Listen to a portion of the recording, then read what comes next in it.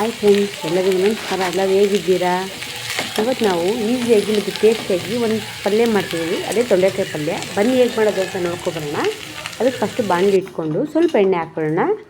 ಎಣ್ಣೆ ಬಿಸಿ ಆದಮೇಲೆ ಸ್ವಲ್ಪ ಸಾಸಿವೆ, ಸ್ವಲ್ಪ ಜೀರಿಗೆ ಹಾಕ್ಕೊಳ್ಳೋಣ, ಸ್ವಲ್ಪ ಕಡಲೆಬೇಳೆ, ಉದ್ದಿನಬೇಳೆ ಹಾಕಿ ಒಂದು 2 ನಿಮಿಷ ಫ್ರೈ ಮಾಡೋಣ. ಅದು ಕಡಲೆಬೇಳೆ ಉದ್ದಿನಬೇಳೆ ಸ್ವಲ್ಪ ಫ್ರೈ ಆಗಲಿ. ಈಗ ಸ್ವಲ್ಪ ಇಂಗು ಹಾಕ್ಕೊಳ್ಳೋಣ. ಇವಾಗ ಕರಿಬೇವು ಮತ್ತು ಒಣಮೆಣ್ಸು ಹಾಕ್ಕೊಂಡಿದ್ದೀನಿ. ಖಾರಕ್ಕೋಸ್ಕರ ನಿಮ್ಗೆ ಎಷ್ಟು ಬೇಕೋ ಅಷ್ಟು ಒಣಮೆಣ್ಸು ಹಾಕ್ಕೊಳ್ಳಿ. ನಾವು ಯಾವುದೇ ಮಸಾಲೆ ಪೌಡ್ರು ಏನು ಯೂಸ್ ಮಾಡ್ತಿಲ್ಲ. ತೊಂಡೆಕಾಯಿನ ತೊಳೆದು ಕಟ್ ಮಾಡಿ ಇಟ್ಕೊಂಡಿದ್ದೀನಿ, ಅದನ್ನು ಹಾಕೋತೀನಿ. ನಾನು ಅರ್ಧ ಕೆ ಜಿ ತೊಂಡೆಕಾಯಿ ತಗೊಂಡಿದ್ದೀನಿ ಇವತ್ತು. ಇದು ನೀವು ಪೂರಿ ಜೊತೆಗೆ, ಚಪಾತಿ ಜೊತೆಗೆ ಒಳ್ಳೆ ಕಾಂಬಿನೇಷನು. ಮತ್ತು ಸೈಡ್ ಡಿಶ್ಶಾಗಿ ತೊಗೊಂಡು ಅನ್ನ ಸಾಂಬಾರಿಗೆ, ಅನ್ನ ರಸಕ್ಕೆ, ತಲೆ ಸಾಂಬಾರಿಗೆ ಒಂದು ಸ್ವಲ್ಪ ಫ್ರೈ ಮಾಡಿ ಚೆನ್ನಾಗಿ ಮಿಕ್ಸ್ ಮಾಡಿ ಒಂದು 2 ನಿಮಿಷ ಮುಚ್ಚಿಡೋಣ. ಮತ್ತು ತೆಗೆದು ಮತ್ತೆ ಫ್ರೈ ಮಾಡ್ತಾಯಿದ್ದೀನಿ ನೋಡಿ.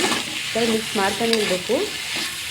ಸ್ಟವ್ನ ಕಮ್ಮಿ ಇಟ್ಕೋಬೇಕು, ಸಿಮ್ಮಲ್ಲೇ ಇಟ್ಕೊಂಡು ಮಾಡಬೇಕು, ಇಲ್ಲಾಂದರೆ ಸೀದೋಗುತ್ತೆ. ನೋಡಿ ಮುಚ್ಚಿದ್ದೀನಿ, ಅದರಲ್ಲೇ ಬೇಯುತ್ತದೆ. ಆಗಾಗ ತೆಗಿ ಥರ ಮಿಕ್ಸ್ ಮಾಡ್ತಾ ಇರಬೇಕು.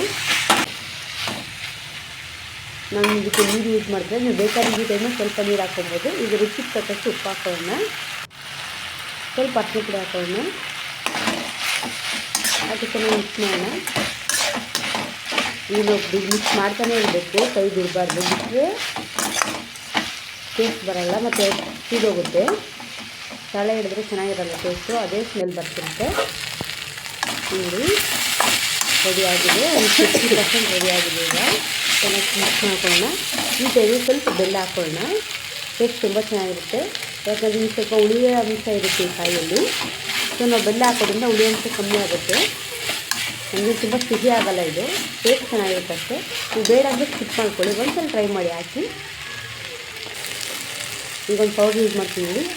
ಇದು ಕಡಲೆಕಾಯಿ ಬೀಜದ ಪೌಡ್ರು. ಇದನ್ನ ಹುರಿದು ಪೌಡ್ರನ್ನ ಇಟ್ಕೊಂಡಿದ್ದೀನಿ ನಾನು. ತುಂಬ ಪೌಡ್ರ್ ಮಾಡ್ಕೊಬಾರ್ದು, ಸ್ವಲ್ಪ ತರಕಾರಿಯಾಗಿ ಇಟ್ಕೊಳ್ಬೇಕು. ಯಾಕೆ ಚೆನ್ನಾಗಿ ಮಿಕ್ಸ್ ಮಾಡ್ಕೊಳ್ಳೋಣ. ಇದು ಮಿಕ್ಸ್ ಆದಮೇಲೆ ಸ್ವಲ್ಪ ಕಾಯಿ ತುರಿ ತೊಗೊಂಡಿದ್ದೀನಿ, ಅದನ್ನು ಹಾಕ್ಕೊಳ್ಳೋಣ. ಇದನ್ನ ಹಾಕಿ ಒಂದು 2 ನಿಮಿಷ ಚೆನ್ನಾಗಿ ಮಿಕ್ಸ್ ಮಾಡಿಕೊಡ್ತಾ ಇರೋಣ. ಹಸಿಕಾಯಿ ಹಾಕಿರೋದ್ರಿಂದ ಈಗ ಚೆನ್ನಾಗಿ ಮಿಕ್ಸ್ ಆಗಿದೆ. ಈಗ ಸ್ವಲ್ಪ ಕೊತ್ತಂಬರಿ ಹಾಕಿ ಮಿಕ್ಸ್ ಮಾಡ್ಕೊಳ್ಳೋಣ.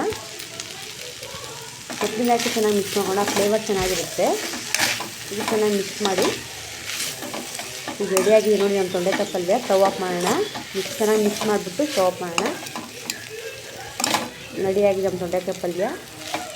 ಬನ್ನಿ ಟೇಸ್ಟ್ ಮಾಡೋಣ.